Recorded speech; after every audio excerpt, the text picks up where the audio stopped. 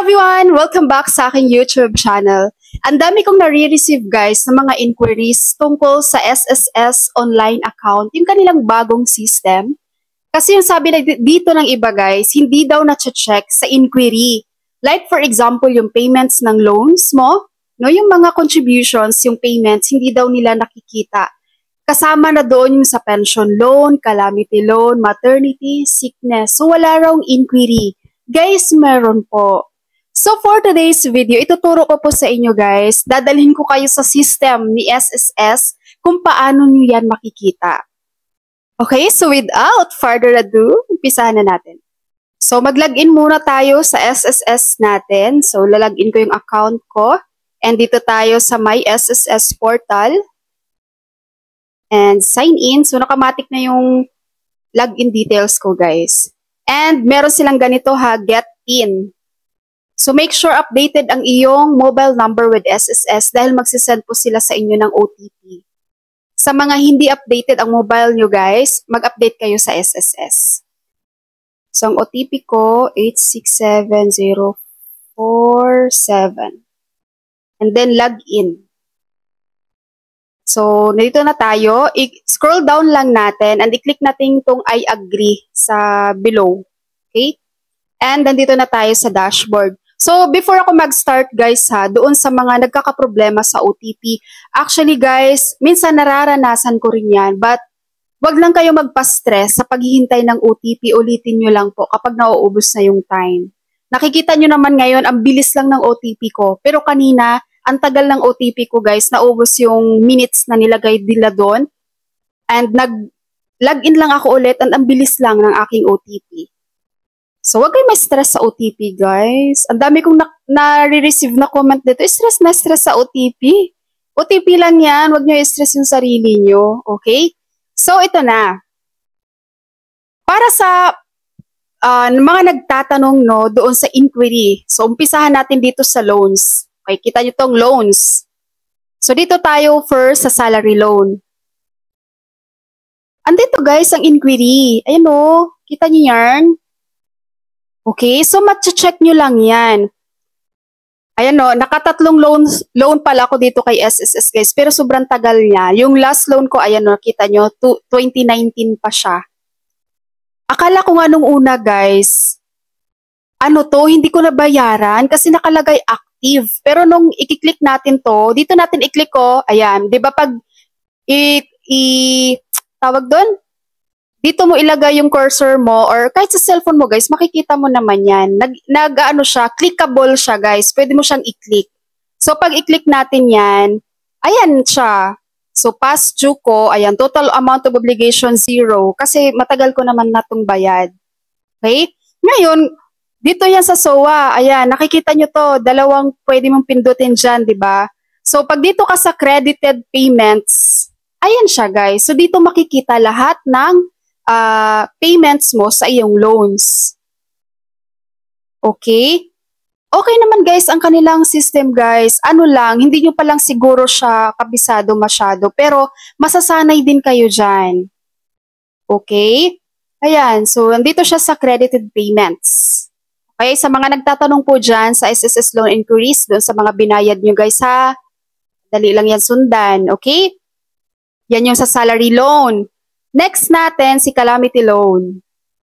Same din si calamity loan guys. Wala lang lumalabas sa inquiry ko dahil wala po akong calamity loan ever. Okay? So dito lang din yung lalabas sa inquiry.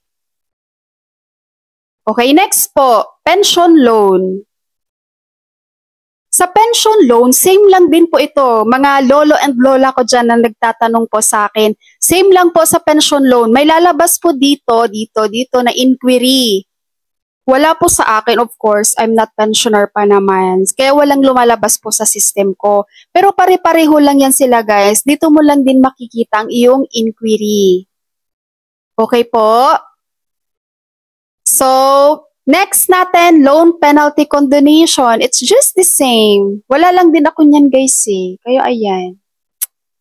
Wala akong sa loan condonation. Yan po ha, sa inquiry ng loans, sa mga payments monitoring. Malinaw po yung aking tinuturo sa inyo and I'm sure naman na naintindihan niyo yan. Next naman guys, dito tayo sa benefits. Ano makikita sa benefits? So, andito ang maternity benefits.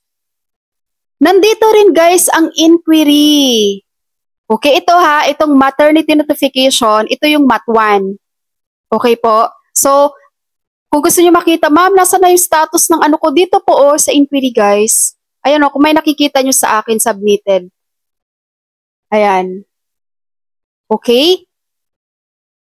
Tapos, sa MAT2, kung gusto niyo MAT2, dito guys, itong maternity application, ito, yan. Click nyo yan. Ayan, lalabas dito po ang inquiry. So, nandyan lang din guys.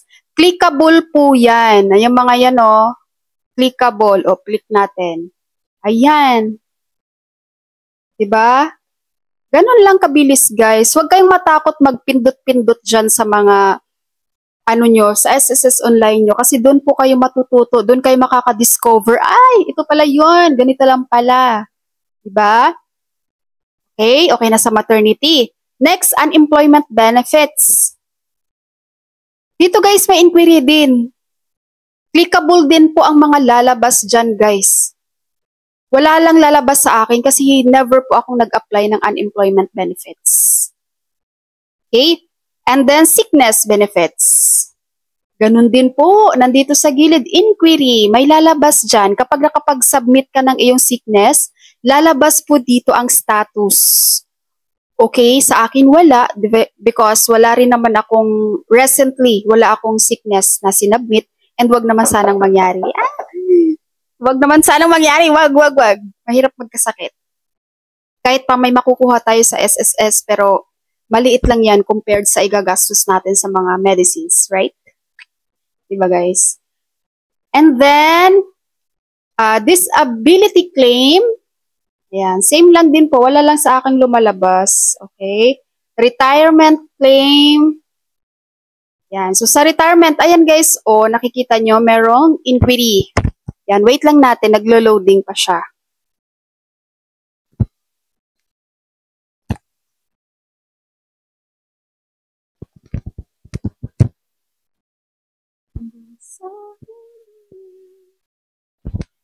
Ayan, so sa apply for retirement, kung nag-apply ka na ng retirement mo guys, dito din sa inquiry, lalabas po dyan. Okay, ang dali lang, di ba? Makikita nyo lang din.